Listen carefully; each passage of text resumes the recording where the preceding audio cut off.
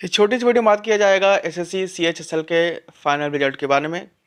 SSC ने declare कर दिया है 10 दिन के अंदर, जैसे कि आप सभी को पता है कि प्रेफरेंस फॉर्म की लास्ट डेट से 10 दिन के अंदर रिजल्ट आ जाता है।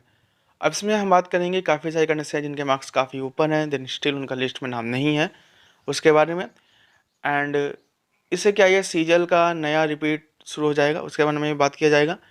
दूसरा कि काफ़ी आपने देखने को मिलेगा 293 जो है कट ऑफ गई है। एंड देन आपको एक कट ऑफ देखने को मिल जाएगी डीईओ की, जो कि गई है 278। तो इसमें लोगों का डाउट है कि भाई इसमें कट ऑफ 278 कैसे चली गई, जबकि डीईओ 2400 गेट पे की जॉब है एंड एलडीसी 1900, एंड उसमें जो कट ऑफ गई है वो 293 गई। उसका भी मैं आपको एक लॉजिकल एक्सप्लेनेशन दूंगा एंड ये कितना अच्छी अपॉर्चुनिटी थी इन कैंडिडेट्स के लिए, उसके बारे में भी मैं बात करूंगा।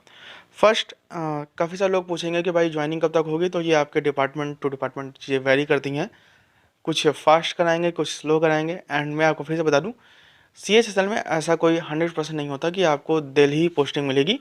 इसमें क्या होता है कि डिफरेंट मिनिस्ट्री की अपनी अलग अलग जगह पे स्टेज वाइज इसमें वैकेंसीज होती हैं, तो वो अगर आपने देख के फिल किया है, देन अगर आपको मिली है, देन आपके चांसेस अच्छे हैं कि आपको आपकी पोस्टिंग मिल जाएगी जहाँ आप चाहते हैं। इसमें फिर से बता दूँ, ऐसा कोई 100% नहीं होता कि सभी की पोस्टिंग दिल्ली में होगी, ऐसा इसमें नहीं होता है। सबसे पहले D43 जिसकी कट ऑफ हुई है 278, ये आपको दिख जाएगा। DO, department of consumer affairs, ministry of consumer affairs and food and public distribution, इसकी जो कट ऑफ गई है वो गई है 278। अब इसके पीछे का मैं रीज़न आपको बता दूं, ये आप देख सकते हैं CHSL का नोटिफिकेशन। अब इसमें जो स्किल टेस्ट है उसका आप देख लीजिएगा।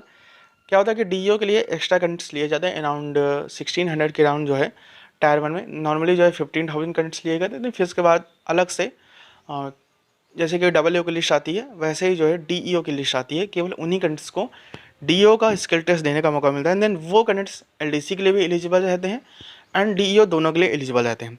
अभी आपको देखने को मिल जाएगा डीईओ के लिए। अब इसमें अगर मैं आपको दिखाऊं तो डीईओ के लिए जो स्किल टेस्ट होता है वो होता है 50 वर्ड पर मिनट से भी ज़्यादा। ये स्किल टेस्ट आपको दिख जाएगा, ये यहाँ पे ये skill test for post of DEO grade 1 in the department and ministry mention in para 8.1। उसमें आपने देखा होगा कि 8.1 में जो मिनिस्ट्री मेंशन थी उसके लिए जो स्पीड चाहिए आप देख सकते हैं 3700 टू 4000 की डिप्रेशन। इसका मतलब है अराउंड जो है 800 वर्ड पर मिनट, सॉरी 800 वर्ड आपको टाइप करने हैं 15 मिनट में। इट मीन्स कि अराउंड आपकी स्पीड होनी चाहिए 50 वर्ड पर मिनट से भी प्लस आपकी स्पीड होनी चाहिए, तब जो है आप जो है इसकी टाइपिंग को क्वालिफाई कर पाएंगे। अब जो सिनेरियो ये हुए हैं कि 2 वैकेंसीज थी उसमें यूआर की, एंड उन 2 वैकेंसीज में कई सारे पॉसिबल सिनेरियोज हैं। फर्स्ट, इतनी हाई टाइपिंग निकाल पाना काफ़ी मुश्किल होता है, तो इसका मतलब होता है कि अगर आप डीईओ की लिस्ट में आ रहे हैं इसमें, एंड इसमें डीईओ की 2 होती हैं, एक जो कि डीईओ इन मिनिस्ट्रीज़ में होते हैं एंड एक जो डीईओ इन मिनिस्ट्रीज़ में नहीं होता है। तो जिनमें जो मिनिस्ट्रीज़ में नहीं होते हैं उनकी जो टाइपिंग है वो सीजल बराबर जाती है 27 के अराउंड, जो है वो इतना डिफिकल्ट नहीं होता।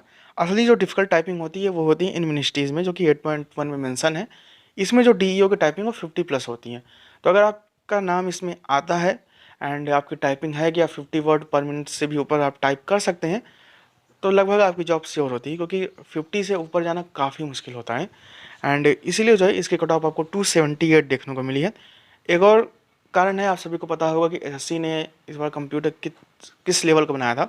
अराउंड 40% कैंडिडेट्स हैं जो कि कंप्यूटर में आउट हो चुके थे आंसर की के अकॉर्डिंग। अब इसमें हो सकता है कि भाई काफ़ी सारे जो ऊपर के कैंडिडेट्स हैं वो कंप्यूटर में आउट हो चुके हों, तो जब इतने सारे रिस्ट्रिक्शन आपके सामने हैं तो कट ऑफ 278 तो जानी ही थी इसमें। अब दूसरा है कि भाई काफ़ी सारे लोग हैं जिनका नाम जिनके मार्क्स काफ़ी ज़्यादा थे, स्टिल उनका लिस्ट में नाम नहीं है, फिर वो टाइपिंग में भी पास थे एंड कंप्यूटर में भी वो पास थे। अब वही चीज़ हुई है जो कि सीजल में होती है, ऐसा कोई नई चीज़ नहीं है, ये हर एक कमीशन में होती है। बट प्रॉब्लम यहाँ पे ये आ जाती है, जो जितने भी यूपीएससी में भी होता है एंड जो लोक सेवा आयोग स्टेट के होते हैं वहाँ भी होता है, इसमें कोई इतनी बड़ी बात नहीं होती है। प्रॉब्लम यहाँ पे बस एक सिंपल सी ये आती है एंड कि जब से एसएससी ने एक क्वेश्चन के 3 मार्क्स शुरू किए हैं, तो इन केस अगर 2 क्वेश्चन का भी ऑप्शन चेंज होता है तो एक कैंडिडेट को 8 मार्क्स का फ़ायदा और 8 मार्क्स का नुकसान हो जाता है, जो कि काफ़ी बड़ा नंबर है। एसएससी क्या करता है, इंटेंशनली ये काम एसएससी करता है, क्योंकि एसएससी को पता है कि जब ये चीज़ होंगी तो बवाल होगा तो इसीलिए एसएससी अब रिवाइज्ड आंसर की जारी करने में काफ़ी टाइम लेगा, मार्क्स जारी करने में काफ़ी टाइम लेगा। तब तक जो है काफ़ी सारे कंट्रीज का डिपार्टमेंटल डीबी हो चुका होगा। इसके पीछे का लॉजिक एसएससी का सिंपल सा है कि अगर कोई केस वेस हो, जैसा कि सीजल में आप सभी को पता है, तो एसएससी एक ग्राउंड रख सकता है कि भाई इन कैडेट्स का डीबी हो चुका है और इतने सारे कैडेट्स की ज्वाइनिंग हो चुकी है। केवल एक सिंपल सा ये रीजन, अगर एसएससी रिवाइज्ड आंसर की पहले जारी कर दे, उसके बाद लोगों ने प्रेफरेंस ले, तो लोगों को भी इतनी अचानक से उनको शौक नहीं मिलेगा। अब कोई कैंडिडेट है जिसके 300 प्लस हैं, अब उसके बाद जो है वो लिस्ट में नाम देखता है, उसका लिस्ट में नाम आउट है, तो उसको कितना बड़ा शौक लगेगा। अब ये हो सकता है कि भाई 2 क्वेश्चन चेंज हुए हों, उसके मार्क्स जो है 8 मार्क्स कम हो गए और 292 पे आ गया हो। तो इतनी सारी सिनेरियोस हैं, ऐसा भी नहीं कि एसएससी 100% एकदम सही पेपर बनाता हो तो भी कुछ समझ में आता है। तो वही चीज़ है जो कि सीजन में हुई है। एंड क्या इसमें कोर्ट केस होगा कि नहीं, अब ना तो मेरे बोलने या से चीज़ें रुक जाती हैं, ना ही मेरे बोलने से चीज़ें होती हैं।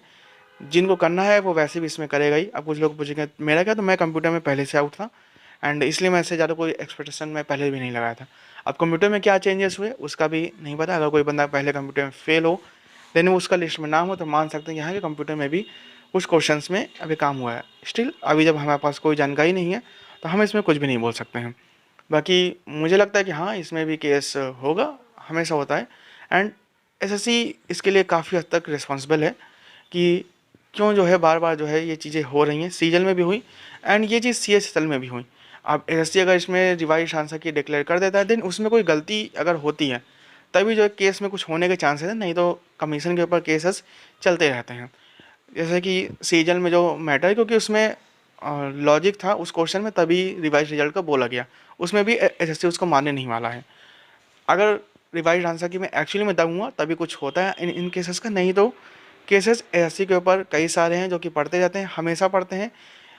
एसएससी को इन सब से कोई फ़र्क नहीं पड़ता, ना ही रिजल्ट में इन सब से कोई फ़र्क पड़ता है। Have nice day.